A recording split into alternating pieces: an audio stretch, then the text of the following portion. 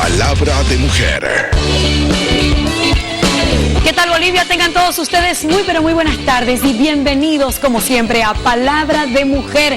Llegamos hasta su hogar a través de la pantalla de la red PAT y como es viernes y el cuerpo lo sabe y tenemos esos temas así calentitos.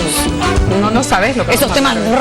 Ahora no es nada caliente, ahora es frío. El tema, ahora sí, el tema está por ahí. Me gusta, a mí me gusta. Un tema de esos para ponerte a pensar, ¿no? Para darle con todo a la cabeza.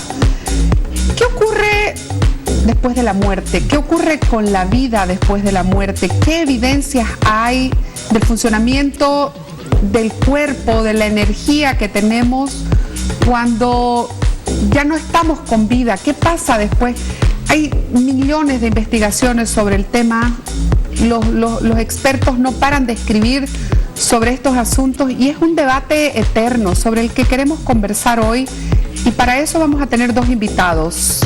Se va a unir a nuestro panel Danitza Gómez, que es terapeuta psicoenergética, muy entendida en este tipo de temas y nos va a estar orientando sobre esta materia. Y también estará con nosotros el doctor Carlos Eloy Ávila, que es psiquiatra y además experto en terapias de regresión. ¿Qué buscamos a través de estas regresiones? ¿Qué tiene que ver lo que ellos hacen y qué ocurre con la vida después de la muerte? ¿Qué cree usted en su casa? Únase a nuestra conversación a través de nuestra línea de WhatsApp que ya está habilitada para poder seguir conversando. Bienvenidos. Gracias por estar aquí. Gracias. Decía yo que a mí me encanta este tema. A mí me asusta a veces. A mí me encanta. Es que yo creo que uno de los primeros libros que leí de la biblioteca escondida de mi madre era Vida después de la muerte. Y llegué al pensamiento, digamos, porque aunque no crean, a veces pienso que sea bien rubia, de que Dios no puede crear algo tan hermoso, tan perfecto como la vida, como el ser humano, para dejarlo así, en unos míseros, ¿cuánto? 80, 100 años, 110 años de vida, si es que son la persona que más vive sobre la tierra. Lo hallo un segundo, un pestañeo en la vida del universo y que seríamos muy malos católicos si pensamos que no hay nada después. Se supone que todos estamos trabajando en esta vida para tener recompensas después en el paraíso. Ahora, más que en esta vida, en estas vidas, ¿no? En estas vidas. Sí, en estas vidas. No olvidemos que nosotros somos seres espirituales en experiencia humana, no humanos en experiencia espiritual. Entonces, la vida en sí es la vida del espíritu. Lo que se puede morir sería el cuerpo físico, pero el espíritu continúa. Y el alma en su ciclo correspondiente de regreso. La verdad es que yo tengo que confesar que a mí la muerte me paraliza. O sea, es un tema de que me cuesta mucho digerirlo, me choca, es como que de un rato a otro despertás esta realidad donde sabes de que tarde o temprano todos nos vamos a morir y el único requisito es estar vivo, ¿no? Y qué difícil que es entender, ¿no? Querido doctor, ¿cómo se trabaja precisamente esto que dice Claudia, este pensamiento y este análisis de qué sigue después? ¿Qué pruebas hay de que hay algo después? Claro, lo que pasa es, lo que vos decís, Claudia, es cierto. El sistema en el que vivimos no nos condiciona para este tipo de cosas. No nos explican las cosas. No nos preparan como deberían prepararnos desde el principio, desde chico. Yo recuerdo el día que murió físicamente mi hermano, porque mi hermano no ha muerto. Mi hermano es un ausente presente, ¿no es cierto? Yo recuerdo que el día de la muerte física, bueno, él había sido autoridad en el departamento del Beni, todo el mundo allí, el obispo en persona, la misa, y en el momento de la paz llega a darme la paz y me dice al oído derecho, tranquilo Carlitos, tu hermano Nano era una persona especial, está sentada al lado de Dios y bueno, las almas no tienen cáncer, tranquilízate. Si yo hubiera sido el montón, de repente, lloraba junto con él y hacía que le dé el abrazo a todos mis familiares, que todos necesitaban ese abrazo solidario en ese momento. Pero mi carácter es especial, entonces me dijo eso al oído derecho, al izquierdo le dije, lo sé, monseñor, lo sé, lo veo todos los días en el consultorio, pero qué lindo que desde chicos nos hubieran enseñado, dolería mucho menos este momento. La verdad es que no morimos. ¿Por qué duele tanto? Porque no estamos preparados, claro. Sinceramente, porque no estamos preparados. No nos preparan, no nos dicen la verdad absoluta desde el principio. ¿Cómo es posible que los budistas, que los hindúes, toda esa gente lo sabe de memoria lo que celebra. Pasa. Lo celebra. Se visten de rojo porque es un momento de fiesta y de celebración, el saber que evolucionaste más o menos, que estás yendo a algo mejor. Y pues yo lloro por los que se quedan, más o menos. Ay, seguimos aquí. ¿Alguna vez? Sí, Danitza, vos. Sí, o sea, se toma por la parte de la cultura occidental, esto es como una ilusión, lo que nosotros vivimos. Entonces, en este proceso, la muerte en el mundo físico es el renacer en el mundo espiritual, y claro, es propio de celebración. Yo estuve en un funeral hindú y fue bastante chocante en Varanasi, porque no lloraban, ¿no? La gente tampoco celebraba, pero sí estaba en un proceso de entender este paso, que siempre a mí me comentaba mucho la palabra transición, que estamos haciendo una transición, que se ha hecho la transición, que la gente no estaba ni siquiera tan cerca del cuerpo, porque me acerqué a mi amiga y le dije, lo siento, lo que diría cualquier persona, no tenía 15 años. Lo siento. ¿Por qué? Me dice, ¿qué tienes que sentir? Mi papá está en un lugar mejor y seguramente me lo voy a encontrar de aquí a unos años. Pero que yo creo que esa es una de las promesas con la que todo ser, no sé, creyente de algo, espera la muerte.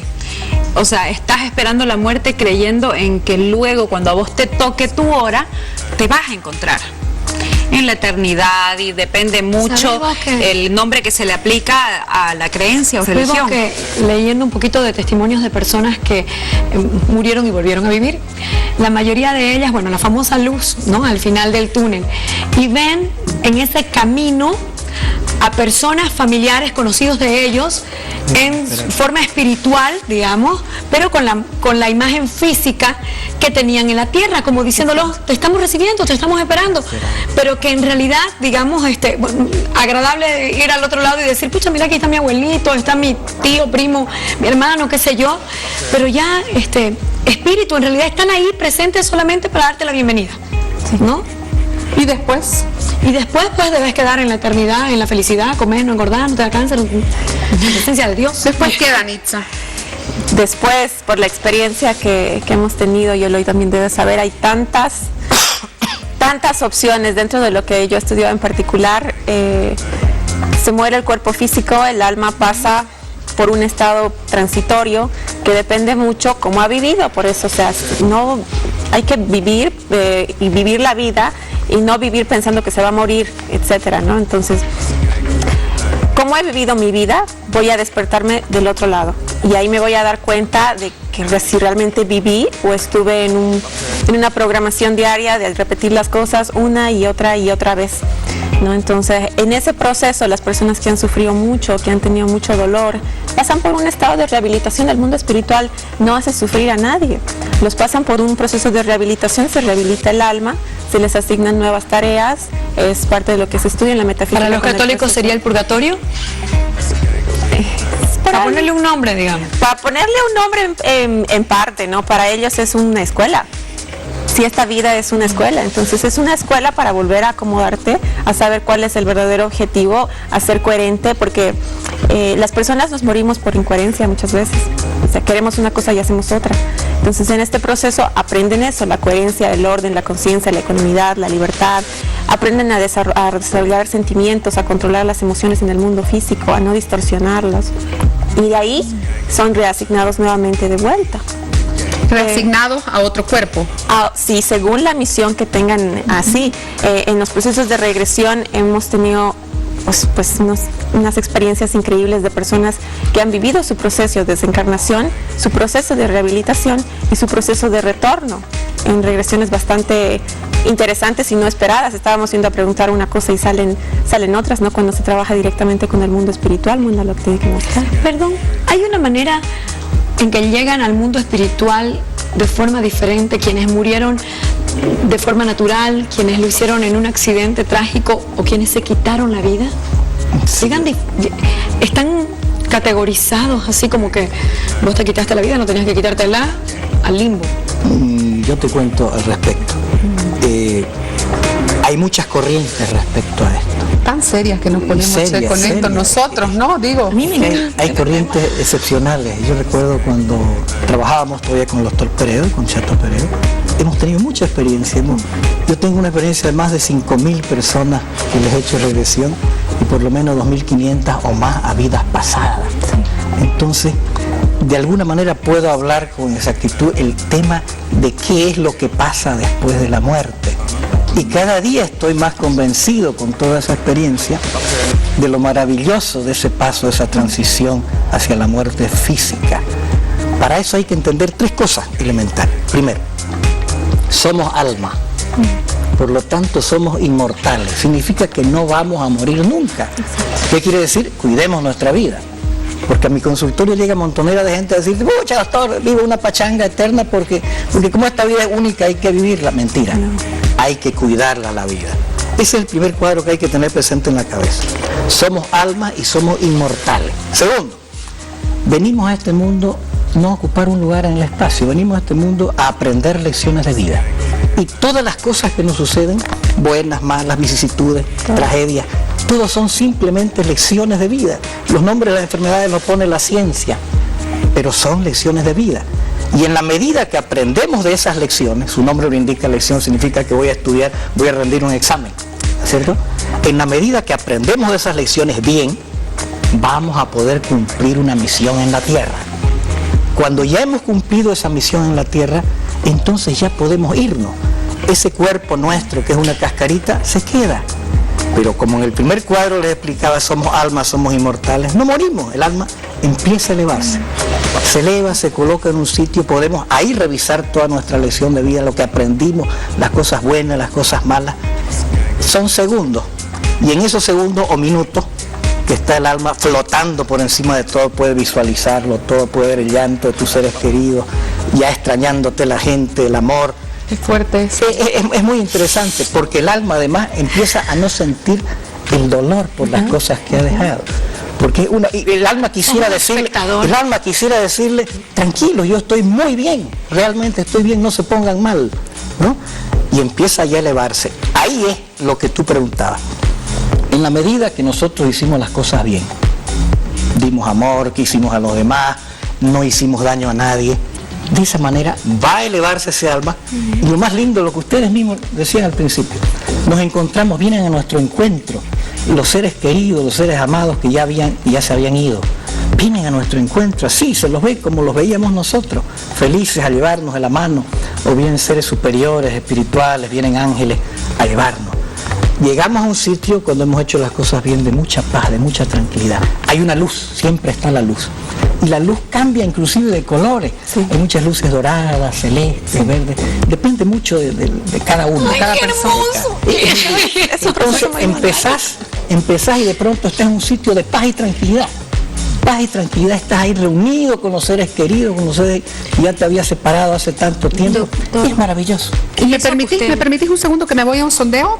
Tengo un sondeo. ¿Existe la vida después de la muerte? Preguntamos a la gente. ¿Qué creen los bolivianos sobre este tema? Palabra de mujer. Después de la muerte pensamos que hay una tranquilidad, un sosiego en el ser humano, ¿no? Uno ya fue de otra vida y vino para poder componer los errores anteriores. Cada uno lo va a saber ese momento, es de acuerdo a sus creencias, digamos. Para mí que es algo cíclico, no creo que haya un cielo o un infierno. Yo creo que sí, y hay que prepararse, ¿no? Para no pasar malos momentos al otro lado, como está escrito. Después de esta vida, yo creo que todas las personas descansamos dependiendo de lo que hemos hecho en esta vida. Volver a nacer, pero en otra vida, es decir, en el mundo de Dios como nosotros conocemos, ¿no? No creo, ¿no?, que existe vida, porque dicen que uno muere y nos convertimos en polvo y ahí dejamos de existir, ¿no? Creer en algo, tener fe, y eso también a uno lo lleva, ¿no? Ya sea por el bueno o por el mal camino. Cuando uno muere, muerto está, pues no, el muerto está donde va a vivir, no vive ya. Quizás ya, bueno, como dice la palabra, ¿no?, de que los muertos resucitarán, dice, cuando Dios venga, dice, no, pero no. Se dice que hay vida después de la muerte. Yo pensaría que encontraríamos paz y una vida eterna. Palabra de mujer. Doctor, como podemos ver en el sondeo, es como que hay diferentes creencias y cada persona tiene como que su idea de qué es esto que usted nos acaba de explicar hace un momento, ¿bajo qué teoría se basa? ¿Es el tema de la psicología? ¿Es el tema de una religión? Porque yo, que tengo una base cristiana de familia, sé que después de la muerte existe la eternidad, si fuiste una buena persona, y es como que hay esta idea de que de polvo eres y en polvo te convertirás, ¿no? Entonces, lo que usted nos ha explicado, lo que yo quiero saber es bajo qué teoría está fundamentada. Bueno, yo te explicaba. En realidad, lo que yo les estoy hablando es la experiencia mía de más de 2.500 personas a las que he llevado a vidas anteriores, a vidas pasadas. Muchas de ellas, como decías tú, que no las llevas vos, sino que se van espontáneamente. Vos estás buscando la enfermedad que tienen y cómo paliar esa enfermedad como médico, como psiquiatra. Pero de pronto la persona en plena regresión aparece en otro tiempo, en otro siglo, en otro lugar. Es impresionante. Y cuando va a ese sitio no va a pasear a ese lugar, va porque en ese lugar están las causas reales de por qué la actitud de este momento o la enfermedad de este momento. Y lo más interesante es que el paciente empieza a sentir mejoría después de la terapia de regresión. Esto, yo te cuento, hace miles de años, que religiones como la hindú, religiones como los budistas, lo están estudiando. Hay miles de científicos que todos los días en los hospitales están viendo los momentos cuando las personas están en un coma profundo, cómo regresan las cosas que nos cuentan. Yo he visto 1000 veces eso en el hospital y 2.500 en vidas pasadas.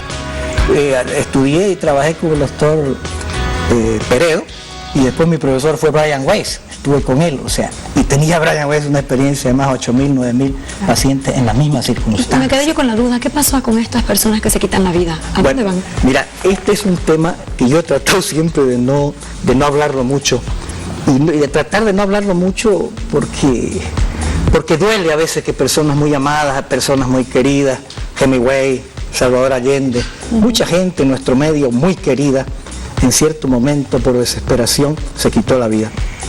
La experiencia que yo tengo de verdad en los temas de regresión es que tanto las personas que han hecho daño a los demás, te estoy hablando de los tiranos, la gente que tiene cueros detrás de ellos, ¿no es cierto? Y que nunca pidió perdón por sus muertos, te hablo de esa gente.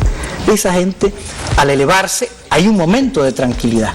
El mismo momento tenemos todos los seres humanos, todas las almas, que somos iguales, tenemos ese momento de tranquilidad, de paz, hay una luz, pero de pronto las personas que no hicieron las cosas bien, la luz no los lleva a esa luz. La luz se apaga, digamos. La luz se apaga, el túnel se apaga porque no va a esa luz esplendorosa donde está esa célula madre que es el amor, esa célula única, universal. No hay eso, sino hay una oscuridad total. Tampoco me he topado con el infierno que nos contó Dante en la Divina Comedia, el fuego eterno, y sencillamente porque las almas son inmateriales, no se queman. Pero sí he visto la oscuridad total, donde así como en el cielo la gente está mirando las obras buenas que hiciste, los ejemplos que diste, y que además no te lleva absolutamente nada material, sino lo que diste a los demás, el proceso de amor que vos entendiste y te diste alma, vida y corazón, eso es lo que te llevas y nada más, el recuerdo. Eso podés revisar y verlo del cielo. Desde ese lugar oscuro, desde esa oscuridad total, que muchos llaman infierno, ¿no es cierto? Ves la cara de tus muertos, ves el sufrimiento. Ejemplo, por ejemplo, en los temas de que vos me preguntabas y que yo he visto siempre hablar del tema del suicidio. Desgraciadamente la gente que se suicida está en ese sitio de oscuridad, va a ese sitio de oscuridad, porque resulta que no habíamos sido dueños nosotros de quitarnos la vida. Nosotros somos dueños de darnos vida, calidad de vida, pero no de quitarnos, nos las quita, nos las da Dios. Entonces, una de las cosas más terribles que hay es el suicidio. Están en ese sitio. Pero ¿sabes qué es lo hermoso de todo? ¿Qué es lo interesante? Que como esos son lugares totalmente atemporales, no se mueven como nos movemos aquí en la Tierra con tiempo, espacio, la 1, las 2 de la tarde. Allá no, 2 días pueden ser 3 segundos, 3 segundos, 50 años. El hecho es que Dios con su infinita bondad, que encima te permite, cuando estás allá, convertirte en ángel guardián de tus seres queridos. Tu padre nos está acompañando, mi hermano nos está acompañando. O sea, eso es maravilloso, eso necesito que lo entendas. Preocupados por nuestras preocupaciones.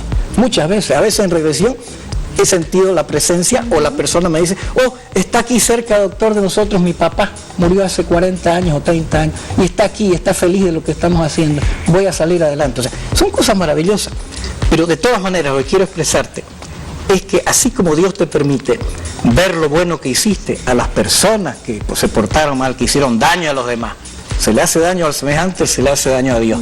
Esa es la máxima, ¿no es cierto? Entonces, esas personas ven el daño que hicieron. Si vos te suicidaste, por ejemplo, pucha, ves a tu hermana allá peleando con el marido ya mayor y que el marido le dice, oye, no vas a estar como la loca tu hermana que se pegó un tiro, o sea, cosas así, o sea, y esas cosas te duelen, son muy duras porque vos no debiste hacerlo. Pero ¿cuál es lo bello de todo? Que tanto los que están en ese cielo o en ese infierno, en esa luz, en esa energía positiva o en esa oscuridad total, pasado un tiempo, Dios les permite volver a la tierra, volver a nacer, volver a crear, volver otra vez a hacer el mismo, a empezar de nuevo en otro plano. Quisiera que el tiempo acá sea temporal, pero vamos a los mensajes. Voy a leer mensajes. Hola, buenas tardes. Creo que también existe mayor probabilidad de una reencarnación en el plano de existencia de la Tierra, dice Luisa desde Santa Cruz. Hola, buenas tardes. Si una persona al momento de su muerte habla de Dios, ¿Dios alcanza un mejor plano de existencia en su vida después de la muerte? Cecilia desde Pando. Kenia nos pregunta, buenas tardes, ¿qué trauma psicológico puede causar en las personas el creer que existe vida después de la muerte? Trauma. No, ninguno. Trauma, más bien trae esperanza. Todo lo contrario. Es una esperanza, o sea, como vivimos, morimos. Por eso ese proceso que estábamos comentando que efectivamente se puede ver en regresiones donde se ve una total oscuridad, ¿cómo es el subconsciente? ¿Cómo es el inconsciente desordenado, oscuro? Entonces, si vivo mi vida de manera subconsciente, inconsciente de lo que estoy haciendo, voy a despertar ahí en el otro lado. Ahora, ¿cómo entro al consciente? Con una decisión, analizando lo que ha sucedido y decidiendo hacer un cambio en mi vida. Entonces, estas personas que algunos de los que están viendo ahora en este momento tienen a alguien que se ha suicidado o ha perdido la vida de una manera no regular, por así decirlo, están ahí hasta que ellos decidan. Hasta que ellos decidan hacer lo correcto, hasta que ellos decidan pedir ayuda, hasta que ellos entren en conciencia y el mundo espiritual inmediatamente se acerca y los ayuda. ¿Por qué? Porque está el libre albedrío. Uno también puede decidir vivir mal, ¿no? Entonces lo mismo pasa ahí. ¿Existe algún peligro en el tema de la regresión? O sea, cualquier persona puede decir, bueno, ya sí, yo creo en la vida después de la muerte, a ver, quiero volver a mis vidas pasadas. ¿Cualquiera puede o no? Cada terapeuta tiene su forma de trabajo, ¿no? Yo principalmente trabajo con las personas el victimismo, porque cuando empezamos a hacer regresión sin conocer mucho a mi paciente, si no entiendo un poco su background, y estoy buscando por qué tiene un problema de colon y se muere, en su regresión ve un proceso de muerte, tengo que ayudarle a desapegarse de la materia, que algo en su mente cambie, que si en la eventualidad de su proceso de regresión pasa eso, ya esté informado de lo que pueda suceder y se prepara. Por eso yo no hago regresiones solo porque lo piden, sino que voy conociendo a la persona y veo si ese es el camino, porque hay un montón de herramientas dentro de todo. No necesariamente. Claro, porque aunque algunas cosas pueden haber pasado, hay un patrón de actitud en el alma que está repitiéndose en esta vida. Entonces, si tengo miedo al agua porque me ahogué, no sé, en la Segunda Guerra Mundial, y tengo miedo al agua, pues trabajemos el miedo al agua. Si se recupera, pues genial. Si no, vemos en vidas pasadas si hay algo que se puede hacer, pero yo lo utilizo normalmente como una última ¿Y esto herramienta. De que tal vez abrimos puertas para que otras almas entren? No. Se llamaría transposición energética. Y cada vez que nosotros pensamos que puede haber un magnetismo de otra forma de vida externa a nosotros, es lo mismo. Donde pones tu atención se desarrolla. Si eres una persona ordenada, consciente, te alimentas bien, piensas bien, tu nutrición visual, de oído, de alimentación, etcétera, está correcta, no habría cómo electromagnéticamente esto suceda, aunque estés en un proceso de regresión. Tengo una consulta para compartir con ustedes. ¿La creencia de la vida después de la muerte tiene algo que ver con la religión de cada una de las personas? Nos pregunta la familia Ugarteche.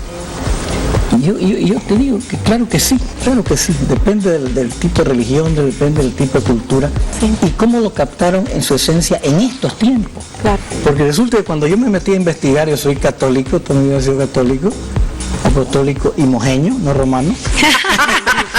Y yo recuerdo siempre que tuve la intriga y consulté con monseñores y todo, porque he tenido sacerdotes, he tenido de todas las religiones, monjitas, de todas las religiones existentes he tenido pacientes. O sea, usted necesitaba que le cuadrara todo lo que usted aprendía con su religión católica, apostólica, monjeña. Entonces, cuando fui de visita, siempre que voy a mi pueblo, sé que tengo que almorzar un día con los obispos, ¿no? Y eran dos en ese entonces.